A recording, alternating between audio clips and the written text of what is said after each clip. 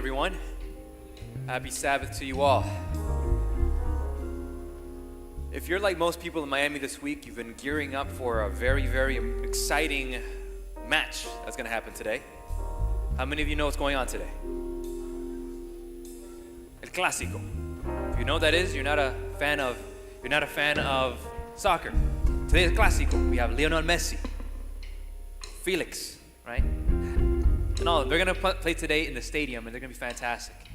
Now, personally, I'm not very big on soccer, football. It's a great sport. I love it, but I'm not as excited about that as I am about my sport, which is basketball. How many of you guys love basketball? I love basketball. I'm a Heat fan, but I don't love just what happens on the court. I love what happens off the court. I especially love this off season because this is the time where everyone gets together and they figure out what's going to happen next. How are you going to gear up to face the Golden State Warriors next year? What moves are you going to make? How are you going to balance your salary cap? How is that going to work? I remember several years ago when LeBron James announced when he was going to come to Miami Heat. I lost my mind that day. It was amazing. Now, if you want to feel old, this last week we also celebrated the 25th anniversary of something very special in the basketball community in the world. Do you know what that was? Think, 25 years ago this last week, what was going on? This was 1992. This was the Olympics in Barcelona. This was the start of a very special moment in basketball history. This was the beginning of a team that wasn't just like any other team. This was the Dream Team. How many of y'all remember the Dream Team? Let me brief you on this in case you're not old enough to appreciate what was going on. See, before 1992, the United States sent out college players to represent them in the Olympics. They didn't send professional athletes. They only sent college players. Now, college players, they sometimes did good, sometimes they didn't do that well, but 1988 was a very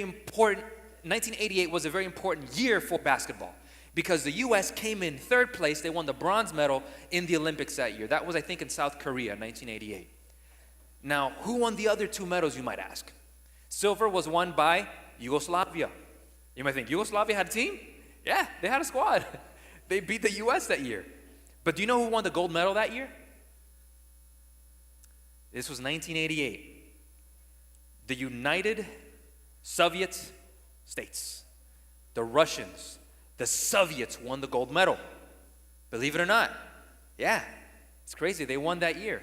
1988 happened, and you're like, what? The United States wondered something. Why aren't we sending our best players to there? But 1988, we have the NBA, we have some good players. Why aren't we sending the best? So the U.S. Men's Olympic Committee came to the NBA and they said, hey, what do you think about sending us the best players? Listen, we lost to the Soviets. We have to get better. We already have better players. Let me ask you guys this. Can anyone here name a single person on this 1988 basketball team?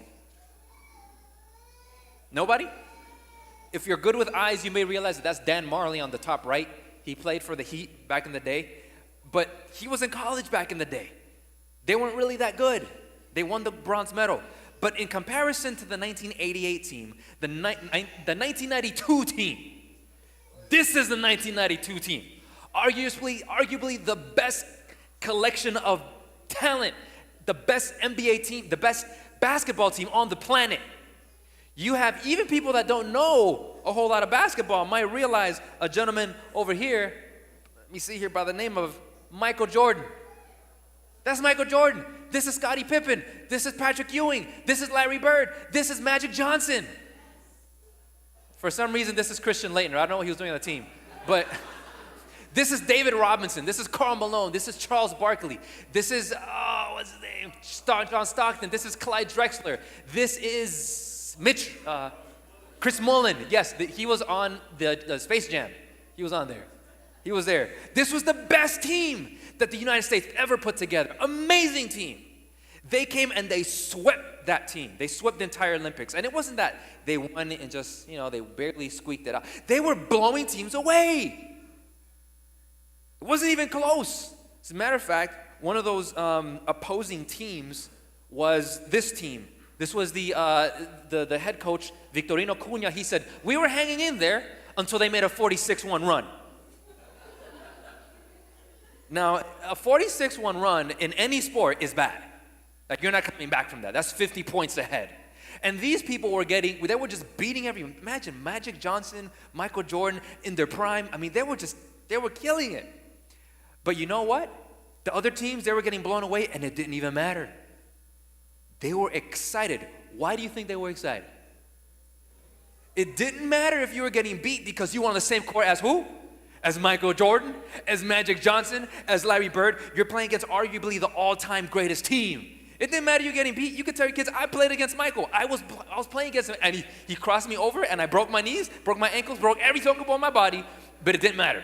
I was playing against Michael Jordan. Can you say that? You didn't say that. You didn't play against Michael Jordan. I did, and I lost by 50, and it was amazing. That was the dream team. It was amazing. It was this phenomenon. People were excited on the court, off the courts. Even the players and the opposing coaches were having them sign their shoes, and it was just an amazing team.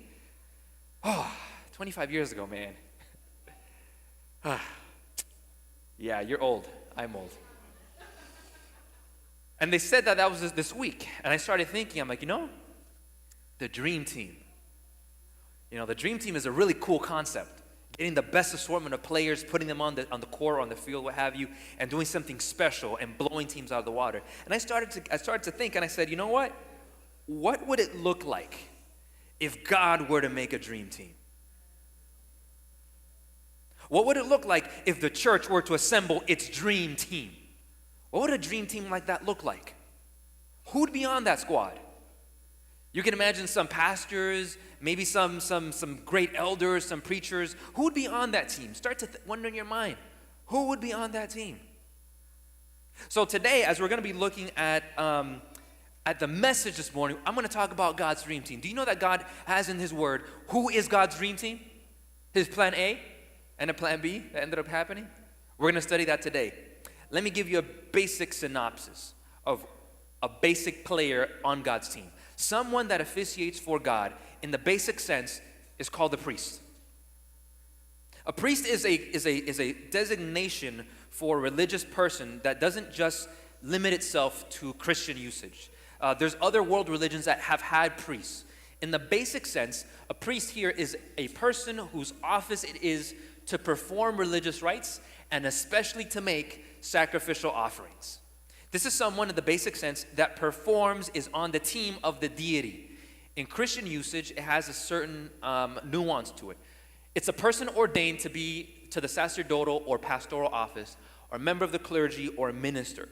And in hierarchical churches, it's a member of the clergy of the order next below that of the bishop, authorized to carry out the Christian ministry. Basically, it's someone that does the work on behalf of the deity, someone that takes advice and takes orders from the deity and then performs in the general public and population. Does that make sense? So it's basically someone that performs on behalf of, let's say, make it easy. So all the players on the Miami Heat, they are priests because they're performing on behalf of their coach. If you want to use that example. That's the basic gist of it. And so when I started thinking about, priests in the Bible were folks that performed or did some sort of ministry function for Yahweh. Who were the first two priests in the Bible? And I started doing a little study. I said, who were the people that God first called as priests? And the study that I did was very interesting because I found some very interesting parallels in the first two priests that are mentioned in the Bible. Jumping here, the first example is in Genesis chapter 14, verses 17 through 19. Now, you may remember a gentleman by the name of Abraham, right? How many of you know Abraham? You may remember Abraham. Abraham is the father of faith. Many people know him. Now, Abraham, before he was known by the name of Abram. And when he was called Abram, he had his own business. He did many things. And in one of his stories, the Bible says, he went against 7 kings. And he fought against those 7 kings, and he destroyed those 7 kings because they had basically stolen his, they kidnapped his nephew. I think that's what it was. And he came through and he rescued his nephew. And after the battle, he shows up to this gentleman in the middle paragraph named Melchizedek. Melchizedek is a very mysterious figure in the Bible because there's not a lot said about him. But we do know about him are certain key elements. is that here it says that he was the king of Salem, and he brought out bread and wine. He was a priest of, what does it say there, everybody? Priest of the God Most High. And he blessed Abram, saying, "Blessed be Abram by God Most High, creator of heaven and earth." This gentleman by the name of Melchizedek, he was two things. He was a king, and he was also what? A priest. Let's say that again. He was a king, and he was a priest. It's important for us to establish that benchmark in our head, and you'll see why later on. The second mention that we have of a priest in the Bible is in the next book of the Bible. This is in Exodus. In Exodus, we see a man named Moses. You all remember Moses, right? Moses, Ten Commandments, Charleston Heston, split the Red Sea. Yes, that Moses. But this was before he became that liberator of the Israelites. At this point in Exodus chapter 3, he was a fugitive. He was in Midian because he'd killed an Egyptian years and years before, and he was basically living as this outlaw. He married a woman named Zipporah, and Zipporah was one of 7 daughters to a gentleman by the name of Jethro. And here's this story that we find of Jethro, or of Moses and Jethro. Who was Jethro? It says here, now Moses was tending to the flock of Jethro, his, what does it say, everyone there?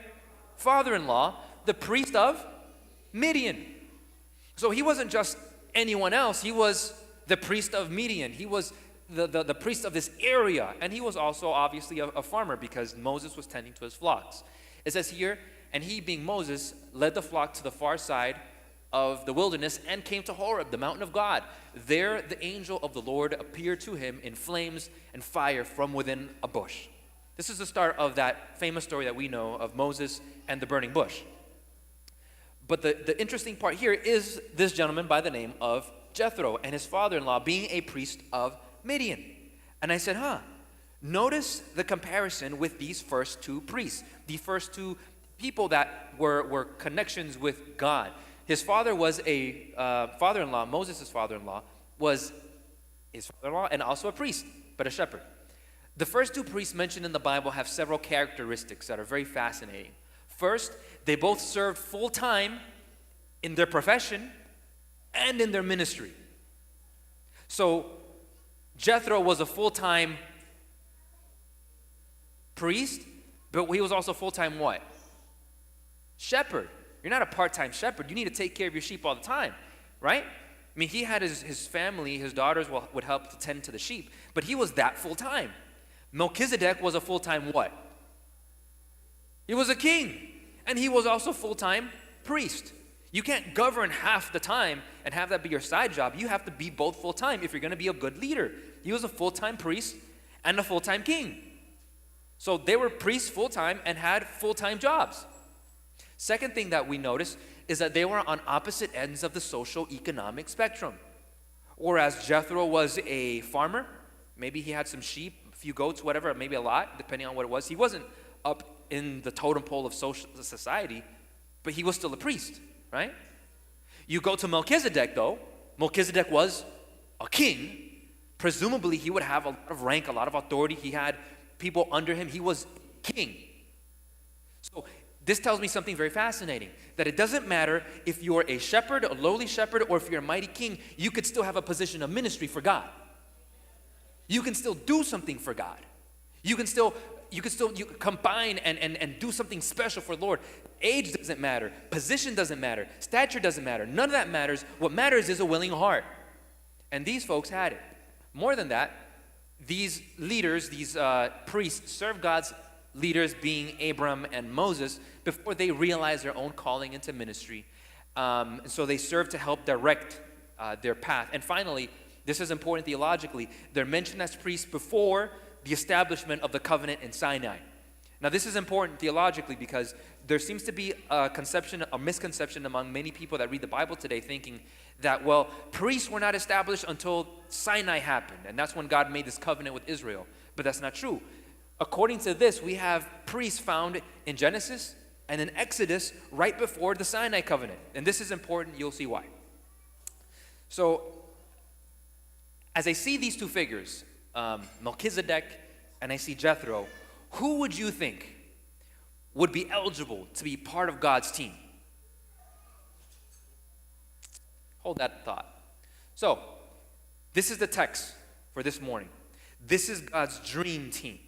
When we look at who God would choose to be part of his dream team, the best collection of people on the planet, to be his players, to be his priests, who would he choose? We find here in Exodus chapter 19, verses 5 and 6. God says to Moses, he says, relay this message to the children of Israel. Now, if you obey me fully and keep my covenant, then out of all the nations, you will be my treasured possession. Although the whole earth is mine, you will be for me a kingdom of priests and a holy nation. These are the words you are to speak to the, does anyone know how that text finishes? The Levites. Amen. Gotcha. It's not Levites. Anyone else want to take a stab at it? The people? Close. See, the Bible actually says these are the words you are to speak to the Israelites. Now you might say, wait a second. Hold on, wait, time out. How is it that he spoke this to the Israelites, but when you look at the rest of the Old Testament, who were the priests that were actually in charge of ministry? The Levites. You're right, it was the Levites. But the Levites came after this. So how is it that this was God's plan A, his dream team, and then the Levites are the ones that ended up actually performing ministry? I'm glad you asked. We're going to get there. So what happens after this is that God tells this to Moses. Moses takes his response to the people, and Moses goes back, summons all of the elders of the peoples, and set before them all the words that the Lord had commanded him to speak. This is what we just finished reading. The elders all responded, the people all responded, saying, we will do everything the Lord has said. Let's all say this together. We will do everything the Lord has said. One more time. We will do everything that the Lord has said. That's right. Praise God. And Moses takes that response back to the Lord. Awesome, right? So God says, cool, we're going to set a date. And on this date, I'm going to come down on the mountain, Mount Sinai, and I'm going to show myself in a mighty way. You're going to see me as who I am. I'm going to come down as the majestic God who I am, just so you know who you're dealing with, just so you know that I have power and who you're going to be representing to the rest of the world. So before that, Moses, you need to tell the people they need to consecrate themselves. Prepare for this important time that I'm going to spend with them, because this is going to be their ordination service, where I'm going to expand the pool of priests from a group of people to the entire nation. Wrap your mind around this. In a nation, who comprises a nation? Just the men? Is a nation just men? It includes who? Women and children. So get this, every man, every woman, every child in the Israelite army, in the Israelite camp rather, was going to be an army for Jesus. They were all going to be priests. Now we shouldn't confuse this between other spiritual authority figures in the Old Testament, because there's a law of the firstborn, there's a law of the fathers. Fathers and firstborns in the family, they provided spiritual leadership, but it was to their family, to their siblings. There were these things that in the nuclear family, God had said in the culture, the firstborn of every family, he was the one that led out in the family. That's a whole nother situation, but we're not talking about that. We're not talking about spiritual leadership in the home. We're talking about spiritual leadership and direction to the community, to the larger surrounding unreached communities, to the rest of the world, what we would say. God's original plan was for everyone to be part of this. So everyone says all that the Lord says we will do. And you would figure that this would be the start of a beautiful friendship. Even, as we said, God said in Exodus 19 to Moses, he says, go down and warn the people so that they do not force their way through to see the Lord when I do come down, and many of them perish, even the priests. This establishes a very interesting point, that there were, again, priests functioning and officiating among the Israelite community before the Sinai event. So God says, even the priests, those who approach the Lord, must consecrate themselves, or the Lord will break out against them. Spoiler alert here, guys. In the Bible, whenever you see the children of Israel saying, all that the Lord has said we will do, ends up not being the case. I mean, they say, in many cases, just like us today, you have good intentions of doing something, but when the time comes down to it, you're just like, it's not what you expect. And what happened when the day came was something very fascinating. So God shows up in Exodus 20, And it's this amazing, powerful event. There's lightning, there's thunder, there's all these amazing things that happen. And the people see this in Exodus chapter 20. And it says here, when the people saw the thunder and lightning and heard the trumpet and saw the mountain in smoke, that's an amazing situation. But what does it say that the people did? Can you read that? Is it too small? It says that they trembled with fear. They see all these amazing things happening. They see the mountain shake. They see this supernatural event, and they're terrified. That's fascinating. But more than that is what happens next. Because it says that they stayed at a distance, the people did, and they said to Moses, their leader, Moses, you speak to us yourself, and we will listen. But do not have God speak to us, or we will die. The people stayed what? At a distance. And they told Moses, you go, you talk to God, come and convey to us what he says, and we're going to listen. God's original plan was for who to be a priest? Everybody. But what did they want? They wanted Moses to be their priest. Because a priest is someone who, again, we saw the definition. He performs duties. He approaches the deity and performs for them. And they wanted a buffer. They wanted somebody else to do the work of ministry. Somebody else to be their priest. Moses, you listen to God, talk to us, and we're gonna agree with you.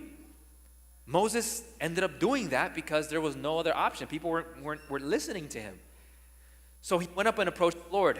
And from there, it's a long story, but we're gonna get to that. Human nature is a very fascinating thing to me because this story reveals several characteristics of what happens to humans. You know, what happened here when the people said, speak to us yourself and we will listen. This reveals a few things about human nature. One, human nature tends to create distance between themselves, God, and spiritual responsibility. Now, we don't know why exactly the people decided to have, or why the people felt fear, because fear isn't something that you can always control, right? I mean, when I talk to my wife and we say, oh, look, a spider, and she says a spider, and then I run my fingers right along her back like a spider, she gets freaked out, and she says, don't do that, and she slaps my hand. Why? Because she hates spiders, right? You can't always control why you fear things. These people, they feared God, or maybe they feared his power. Maybe it was that they saw this amazing thing, and they were like, I'm not worthy, I can't do this.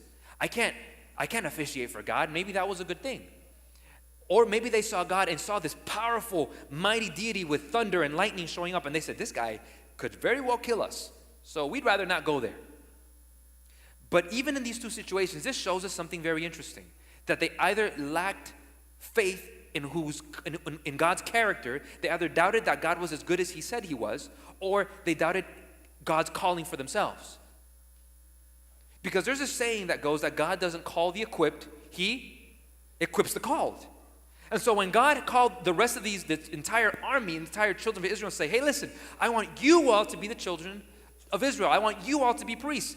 They heard what God said, but they were like, you got the wrong idea, God. Go to somebody else. But that's human nature. We tend to put barriers between ourselves and what God has said. Lord, I can't do this. Lord, I can't.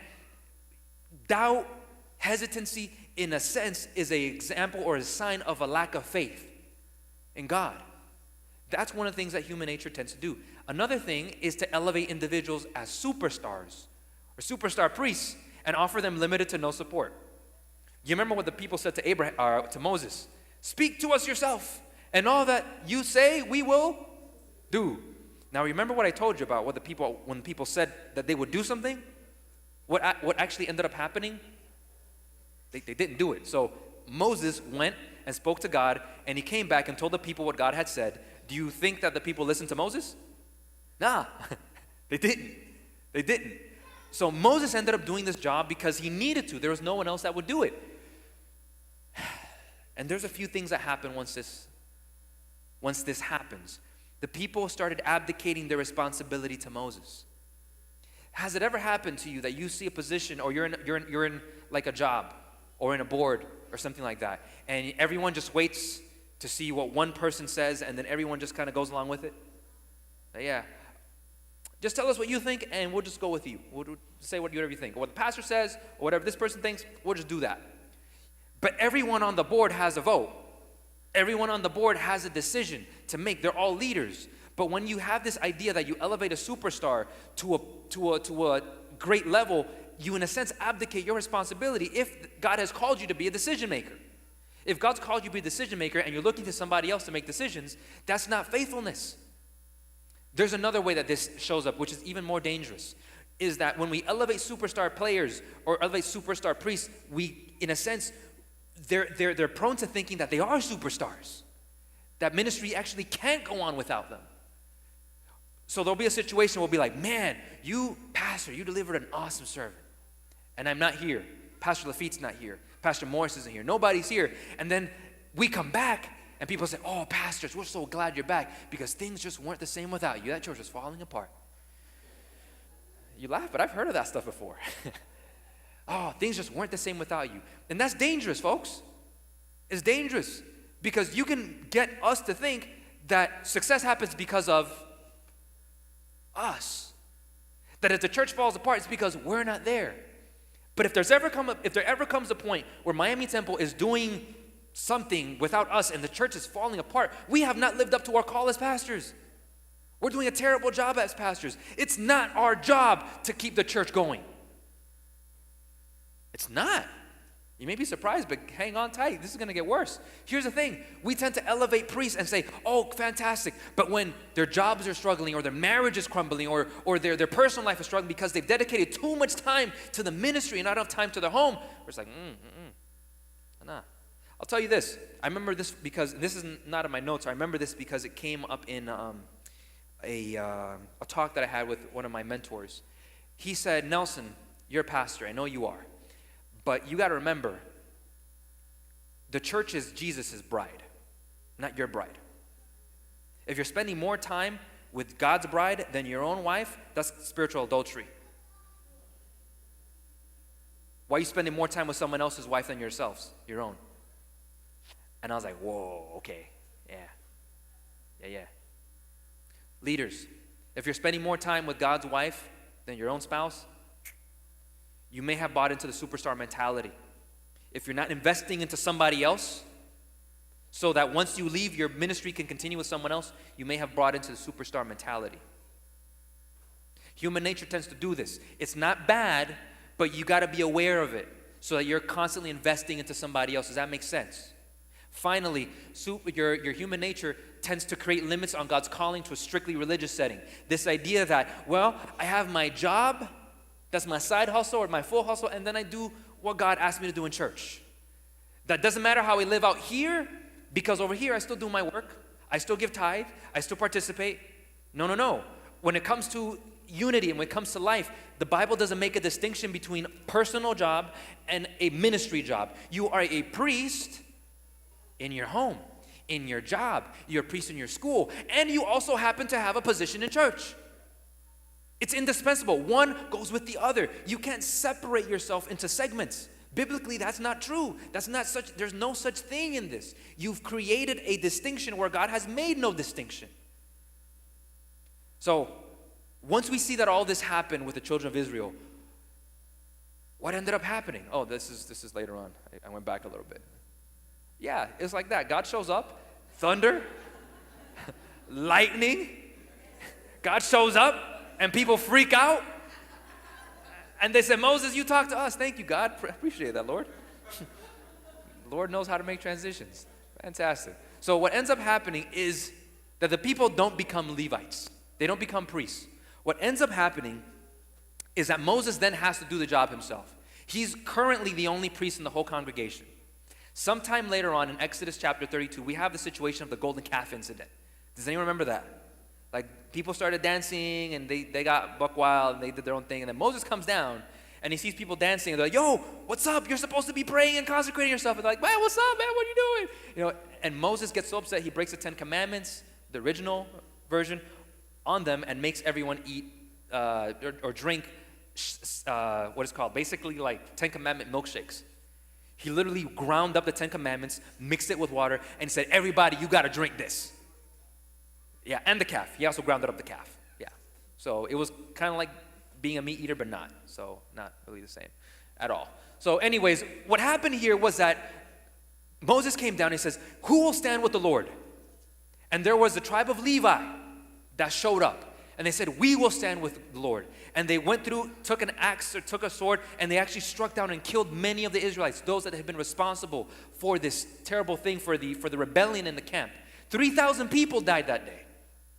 But because God knew that he couldn't count on anyone else but the Levites ended up being the priests in that congregation. So catch this. What ended up happening was that instead of a nation of priests, God had to settle for priests in a nation.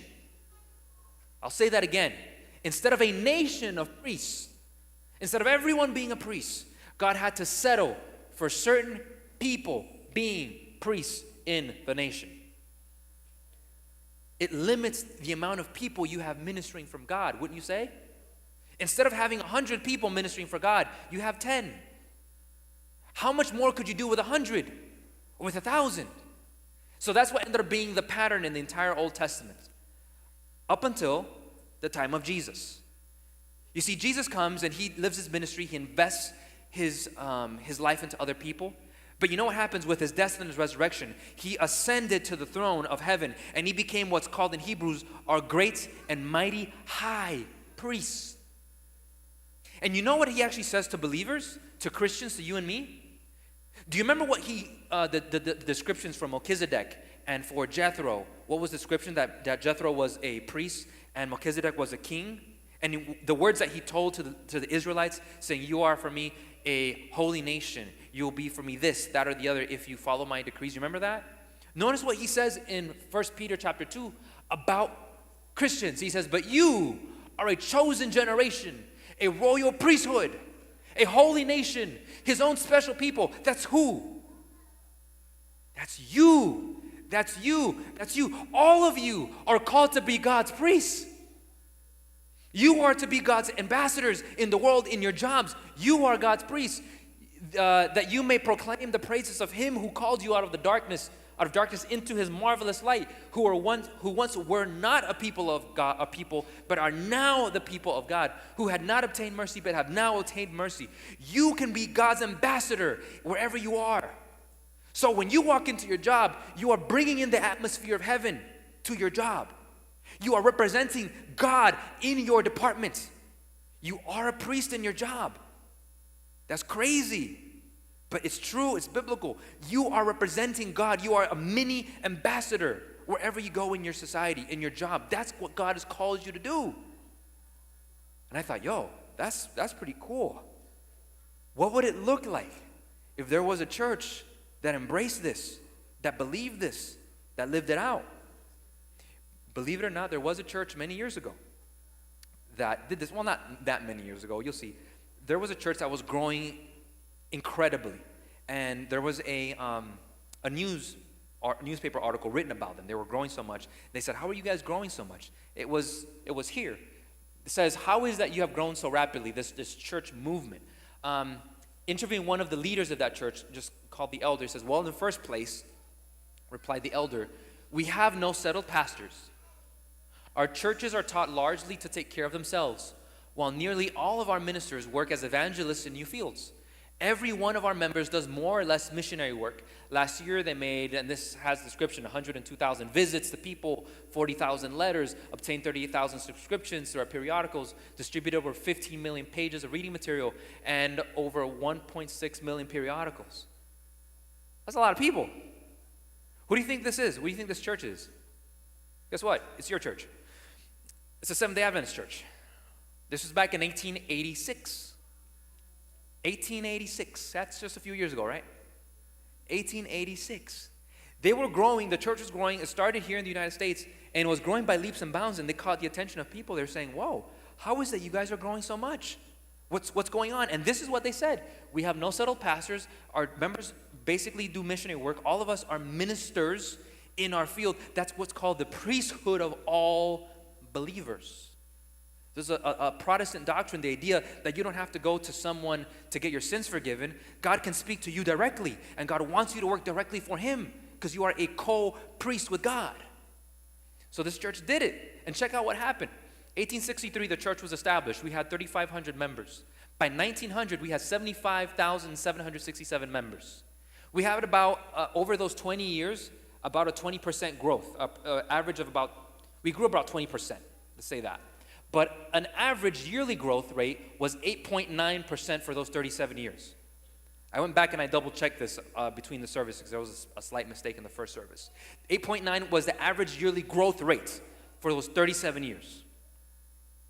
Now, how many of you heard of compound interest?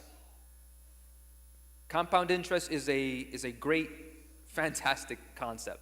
It's the idea that if you invest in something long enough, it will basically multiply itself over and over again. And, you know, I imagine, what could the church have been like if using this compound interest idea that, you know, the church was growing at 8.9%, what would it look like if we stayed at an 8.9% average growth till today? What would it look like if our church was growing at 8.9% a year since 1900? Anyone want to take a guess? Take a stab at it? To give you some perspective, our church currently has what, like 19 million Seventh-day Adventist members in the world? Catch this. Had we stayed with an 8.9% growth, look at how we would have grown. Boop, boop, boop. So, we're at about 19 million members. We would have hit that mark somewhere between the 60s and the 70s. If things had stayed the same way we were back then, if we were growing at the same pace that we were during those 37 years or so of ministry, we may have had 1.6 billion members today. One out of every, 6 people in the world would have been a Seventh-day Adventist? That's a lot, huh? 1.6 billion, is that a lot of people? Is that just me? 1.6 billion is a lot of people. That would have been how many people we would have had in the church had we maintained what we did. And remember, what were they doing before? They said they had no settled pastors. Everyone did ministry, more or less, blah, blah, blah. But look at what ended up happening in the actual percentage rate. These are the actual membership growth rates, yearly percentage rates, the average for 10 years. In the 1900s, it was 3.2%. 1910s was 5.8%, and we were at 178,000. That number represents how many members we had at the end of the decade. 1920, 5.3%, blah, blah, blah, blah, blah. I stopped at 2000, but we never reached that goal again of 8.9% or whatever. We got close to it sometimes, but instead of 19 million or so, we have, instead of 1.6 billion, we have 19 million. And in the United States, specifically, it's a lot lower than this. Our growth as a church here in North America has been much slower than the rest of the world. As of last year, we had about 1.2 million, remember. And I guarantee you that we don't have actually 1.2 million people in our churches.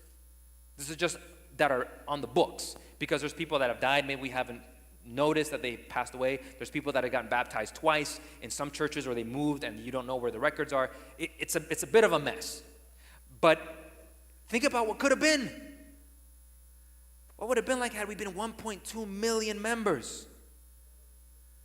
What happened? What happened? Well, there's lots of factors. I'm not going to pin it on one thing.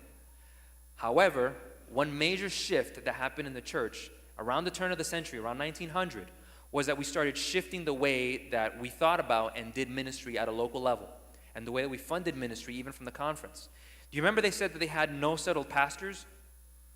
Around turn of the 19th century, some of the largest institutions that the church had, starting in Battle Creek, Michigan, started saying, hey, we need our own pastors. Like, we need someone to come and be with us week after week, etc. And so they started getting their own pastoral team, where there was a pastor settled over every church.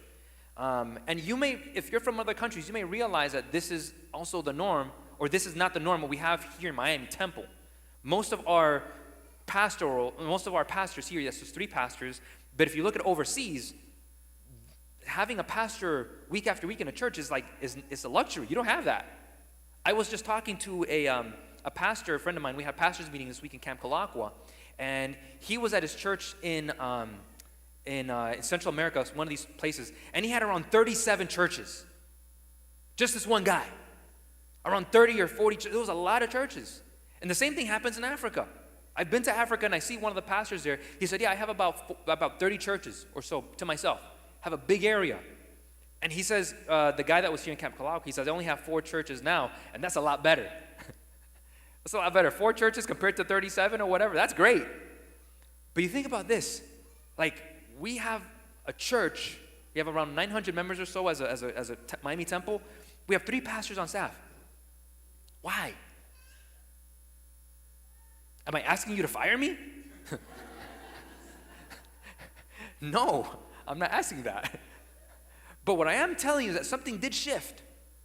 And Ellen White noticed the shift. And she said, wait, hold on. I was like, guys, you need to understand. The reason that we have no settled pastors is for a reason. She actually told this to the testimonies of the church. She wrote this, said, God has not given his ministers the work of setting the churches right. No sooner is this done, apparently, than it has to be done over again. Church members, and catch this, church members that are thus looked after and labored for become religious weaklings. If 9/10 of the effort that has been put forth for those who know the truth had been put forth for those who have never heard the truth, how much greater would have been the advancement made? God has withheld his blessings because his people have not worked in harmony with his directions. So instead of having pastors start churches in different places, be a network, growing, expanding, we were content at basically just having what we have right now. She goes on and actually gives more of an emphasis. She says, the greatest help that can be given to our people is to teach them to work for God and to depend on him, not on the ministers. Let them learn to work as Christ worked. Let them join his army of workers and do faithful service for him. My Lord. It says the work depend on who? Depend on him and not who? The ministers. Are you ready for this next one? She says this. There are times when it is fitting for our ministers to give on the Sabbath in our churches short discourses full of the life and love of Christ. But the church members are not to expect a sermon every Sabbath. But what do we get? A sermon. How often? Every Sabbath. I hope you're waking up to this. I hope you're waking up to this. I'm here as pastor of outreach. I'm going to share this. And I don't mean this to be misunderstood. I'll share this because it happened, and I want to share with you what happened. My first board meeting, I have this idea, first leadership meeting, not board meeting, because we call it leadership team meeting. I was in there, and I have this idea that, listen, we're at about 900 members or so. What if, in about 6 years, we had this vision of being at 2,500 members, or thereabouts, going towards that? If we were reaching people by leaps and bounds, if we were 2,500 members, and some of the leaders laughed at that. And again, I don't mean this as a negative reflection on them.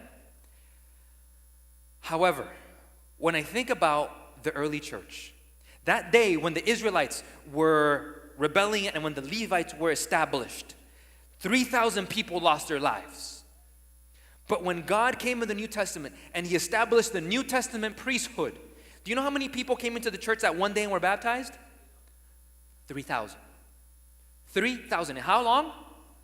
One day. And what I'm saying is that what if we were at 2,500 in 6 years? And that's funny. You know what's funny? Is our lack of faith. And that's not funny. That's deadly serious. I'm a guy, I love to joke around, I love to laugh. But when it comes to God's work, I'm very serious about that. Why have we settled? Why are we okay with business as usual?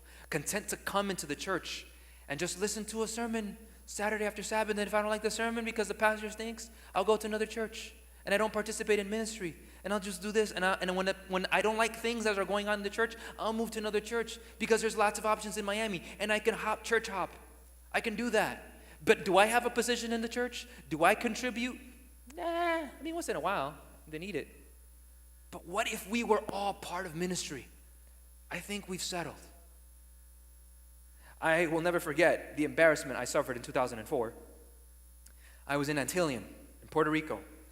There were Olympics that year, you know that. It was in Greece. And it was embarrassing to be a fan of Team USA basketball because the Team USA from 1992, they settled. They also settled. They had this idea that they were the best and they never trained. And so they sent athletes over there that were still NBA players, but they never worked together as a team. They weren't cohesive. It was just a team of individual superstars. And they just, by the time 2004 came around, we got beat really bad. There's a gentleman by the name of Carlos Arroyo. And I will never forget that name. And this guy standing up trying to block him, do you know who that guy is? You recognize him? That's D-Wade. That's Dwayne Wade. He was like a rookie that year. He was a kid back then. He was a kid. But they put him in a team of players who included Allen Iverson and some other people. And they got beat that year really bad. It wasn't even funny. I was sitting in Puerto Rico. And the U.S. their loss just kept on losing. I mean, they were losing. It was like a loss by 40 points. It was embarrassing. Los boricuas estaban, ¡opa! ¡Eh! Jorge, man, was laughing. Man. He was like, yeah! But you know, you guys are still part of the United States. You know that, right? You know, so it's basically like we won anyway. So I'm just saying. But it was embarrassing. We had this team of Puerto Ricans. They came together. Carlos Arroyo was maybe one of the only basketball players that were there. But these were just a group of guys. They came together and they beat professionals. They beat the NBA's best, and they stomped us, and we learned our lesson. Because the U.S. got complacent. They settled for the success that they had. They settled for their success and their laurels, what was given to them before, and they stopped dreaming like the dream team. So in 2008, you know what happened with the U.S.? They retooled. And instead of the dream team, they sent out what's called the redeem team. This was a team of the best. And this time it was Dwayne Wade, 4 years better. LeBron James, 4 years later. Chris Bosh, Chris Paul, Carlos Boozer, Dwight Howard, and even, I don't even know who that guy is over here next to, some guy there, I don't know. They had Kobe Bryant. Even Kobe, who never does anything, who hardly likes to pass to his teammates. He said, I'm going to join this team, and he passed the ball. The Spirit of God has touched his heart, and he started passing the ball. And they swept the 2008 Olympics. They won the gold medal, convincing fashion. The redeemed team. I think about Miami Temple, what Miami Temple has done over the years. We started most of the Spanish churches in South Florida. I hope you know that. About 22, we started here. We started GMA in 1910. We started Hialeah Hospital. We planted 2 churches and Hialeah Hospital in the 1950s. And I think, why are we at only 900 members? We've been around for a century. Could it be that just like Team USA, we have settled? We're content at this group of people that's in this place. We think we're a big church, and we think that that's okay. You know, friends, when I read what God says in 1 Peter, it says, you are a chosen generation, his royal priesthood, a holy nation. Who's he talking about? He's talking about you. And I think about what the potential this church has, how much it could reach for God if every one of our members were to have this idea that I'm a priest in my home and I'm a priest in my job, that I minister for God wherever I'm at. I'm a priest as I'm working out. I'm a priest as I'm handling deals. I'm a priest as I handle children in the classroom. I'm a priest. I'm an ambassador for God wherever I go. If we were to train and equip ourselves to be God's ambassadors, how much more would we do? How much would our own personal lives be enriched? How much more would our faith grow once we start trusting and leaning on God rather than on just the leaders in the church that have positions?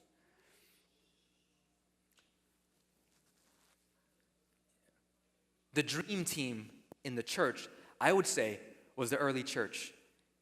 Because they bought into that idea. They said, yeah, every one of us are going to be ministers. We're going to minister for God. And they ministered in their homes, and they ministered in the synagogue, and 3,000 people were baptized that first day, but more were added on each day. But you know who God has called to be the redeemed team? You are God's redeemed team. You have been called to do something special, to show God's presence in the world. But the question is, do you actually believe that? Do you believe what God says about you, about your potential, about your calling? It doesn't matter your past, your history. Yes, I know that, and God knows that. That's the biggest thing. God knows who you are. But yet He's called you for something bigger than yourself. He says that I don't call the equipped, I equip the called. You are part of that redeemed team that's meant to win Miami for Christ. Don't be content with 2,500. Be like LeBron. Say when he came to Miami, we're not going to win 1, not 2, not 3, not 4, not 5, not 6. Did he win 7 titles? No, but how many did he win? 2. How many has Lafitte won? 0. That's Lafitte. He's not here. I'll tell him this. LeBron James won 2 titles with the Miami Heat. And then he went back to Cleveland Cavaliers and he won another one. And I admire LeBron because he put team before his own ego. When he came to Miami, people were like, oh man, he's not going to join Dwayne Wade and Chris Bosh. He's the man. He's a superstar. Why is he going to join this team? Because he realized that the team's mission was more important than his own status. What would it be like if we became like LeBron James?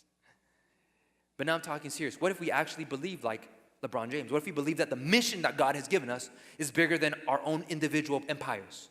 What could we do for God? I went to Southern Adventist University, and I'll close with this.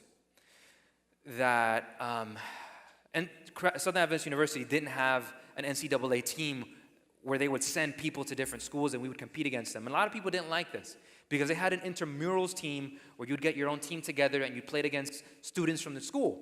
And people were saying, well, why is this the case? Why can't we just play against everyone else? And our president at the time, Gordon Beats, had a town hall meeting where they were asking him lots of questions. And this question came up as one of the questions. I'll never forget his response, and I wrote it down, and I want to share that with you today. He said this: I would rather have a sports program where I can walk into a gym and see 10 people watching 100 people play instead of watching 100 people watch 10 people play. Statistically speaking, it's said that about 80% of the work in churches is done by 20% of the people. And I don't know if this holds true to Miami Temple. I'm still new here, so I'm figuring this out. Is that true? I don't know. But I hope that's not the case. What would it look like if we had a church where 100 people came out and supported what was going on? And I know it's the case because I have more than 100 people going and showing up and helping at Tropical Elementary. So thank you, church. I know you're showing up. But I'm not content with that. I'm not content with just doing services to Tropical Elementary. This is the beginning of many things. I want Miami Temple to be a creative lab for ministry. I want us to do amazing things that the church hasn't seen before.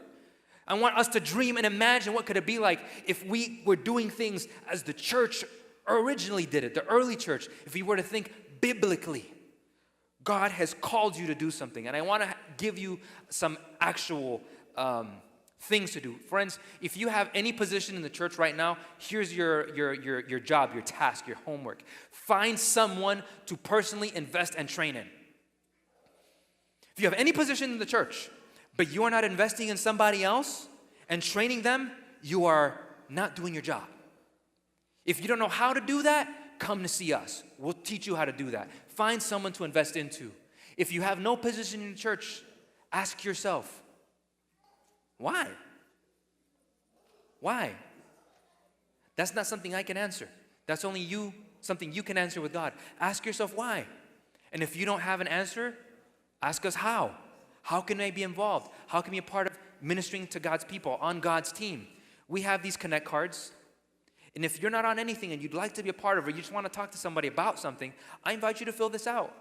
We have general ministries in the church that we can put you on, but like I said, you're not limited to those ministries. We want to do things that the church hasn't seen before. So if you want to minister for God by creating movies or ministering to dogs or something, I don't know, be a part of it.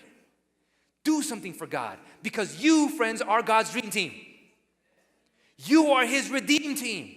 God has called each one of you to be ministers, to be ambassadors, to be priests in His field. You are God's dream team. God isn't calling anyone else. So I want to invite you to believe that. to lace up your shoes. The world is waiting on you. The world is counting on you. It's time to lace up your shoes, step on the court, and get to work. God bless you this morning.